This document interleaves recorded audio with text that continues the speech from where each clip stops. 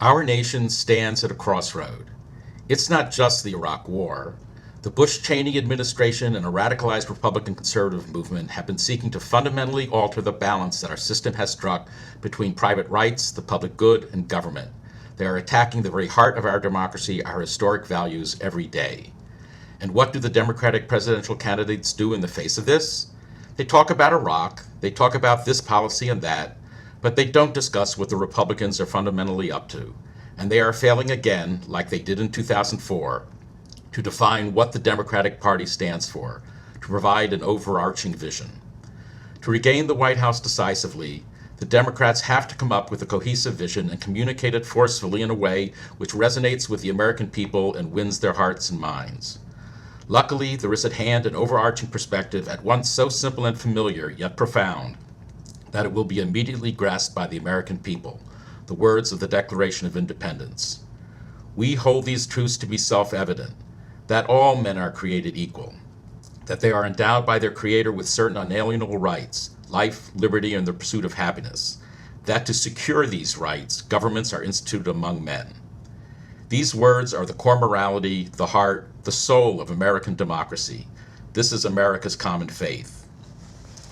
Our Declaration of Independence made a promise to the American people, and it should be the declared mission statement of the Democratic Party to build a country of greater opportunity where each and every American has the best chance to pursue those rights, where government meets its responsibility to secure that opportunity, and where all citizens have a shared responsibility to support the government's efforts to promote the public good, each according to his ability. We must restore a government of the people, by the people, and for the people. All the domestic policies of the party naturally flow from this mission statement. It is these policies that make the Democratic Party life-affirming and pro-family. It is these policies, which respect the value of all human life and the environment, that make the Democratic Party a party of faith. Not Christian, not Jewish, not Muslim, not Buddhist, but deep faith. And while rooted in our past, this perspective compels policies that meet the needs of our economy now and in the future, in a world where many of the assumptions of the past are no longer valid. It is this ethic that should also guide our foreign policy.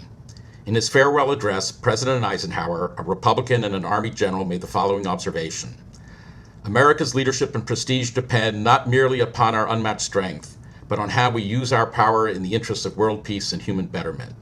Any failure traceable to arrogance or our lack of comprehension or our readiness to sacrifice would inflict upon us grievous hurt, both at home and abroad.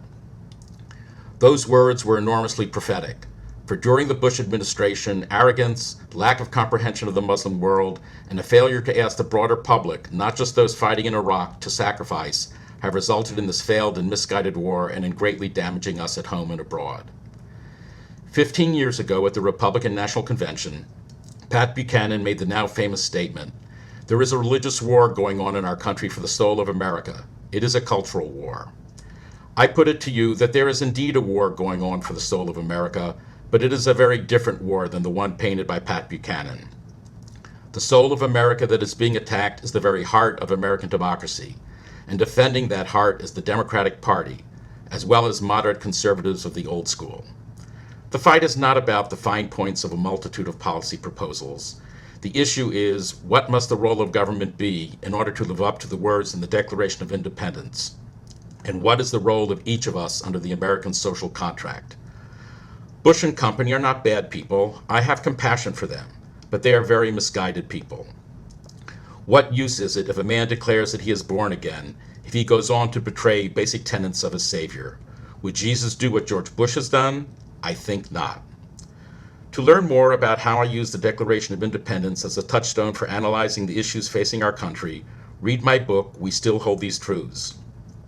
James Fallows of the Atlantic Monthly endorsed the book saying, "Agree or disagree with his specific conclusions, the questions he is asking are the right ones for the public this year." The book is available online through all the major sources. You can order it from your local bookstore, or you can go to the book's website, www.westillholdthesetruths.com. I urge you to let the Democratic Party know that you support this vision. Thank you.